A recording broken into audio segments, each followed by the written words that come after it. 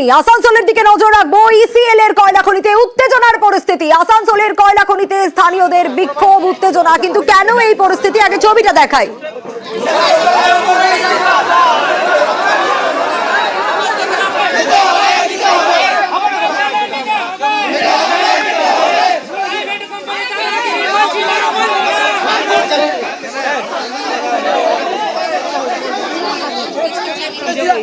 ছবিটা আপনাদের দেখাচ্ছিলাম। আসানসোলে ইসিএল এর কয়লা খনিতে উত্তপ্ত পরিস্থিতি। কিন্তু কেন এই পরিস্থিতি তৈরি হলো, দীপক জানাতে পারবে আরো ডিটেল। দীপক, এখন কি অবস্থা এবং এই ঘটনার সূত্রপাত কিভাবে?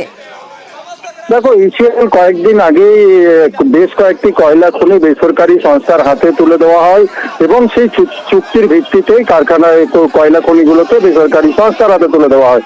সেই রকমই ইসিএল এর সোদপুর এরিয়ার চিনাকুড়ি 1-2 নম্বর কয়লা খনিও বেসরকারি সংস্থার হাতে তুলে দেওয়া হয় এবং এই বেসরকারি সংস্থা এই কয়লা খনিতে কয়লা উত্তোলনের আগে যে শ্রমিক নিয়োগ করা হয় কয়লা উত্তোলনের জন্য সহ কয়লা খনির বিভিন্ন কাজে দেখাশোনা করার জন্য যে কর্মী নিয়োগ করা হবে, তাতেই স্থানীয় বাসিন্দাদের দাবি কি স্থানীয় ছেলেদেরকে নিতে হবে চাকরিতে।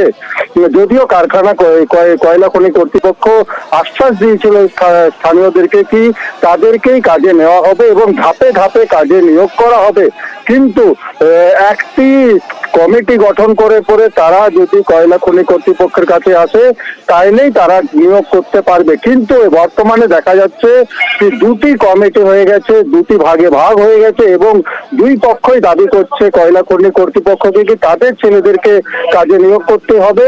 তাতেই আজকে উত্তেজনা পরিস্থিতি তৈরি হয় এবং ঘটনাস্থলে কুলটি থানার পুলিশ গিয়ে পরিস্থিতি নিয়ন্ত্রণে আনে।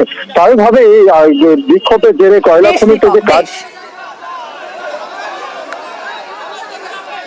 বিভিন্ন সময় কোম্পানি আমরাকে বলেছে যে আপনাদের লোকাল লোককে আগে কাজ দিব, কিন্তু আজ পর্যন্ত আমাদের একটা লোক নেওয়া হয়নি। এই লাগাতার আন্দোলন চলবে এখানে যতক্ষণ না আমাদের কোম্পানি আমাদের সমস্ত লোককে আগে ওরা নিয়োগ দেয়। আজকেই 6 মাস থেকে আমাদের আন্দোলন চলছে। তো 6 মাস থেকে এরা শুধু আশ্বাস দিচ্ছে যে না কাজে নেওয়া হবে, কাজে নেওয়া হবে, কিন্তু তার মধ্যেও এরা বাইরের থেকে লোকজন এনে কাজ করাচ্ছে। যাদের জমি জায়গা গেছে তাদের চাষবাস হচ্ছে না, তাদের সমস্ত তারা বাড়িতে বসে আছে, বাইরে কাজ করতে যাচ্ছে কেউ কেউ। তার বাইরে এখানের মানুষ বাইরে যাবে আর বাইরের মানুষ এখানে আসবে, এটা কোন ধরনের নিয়ম?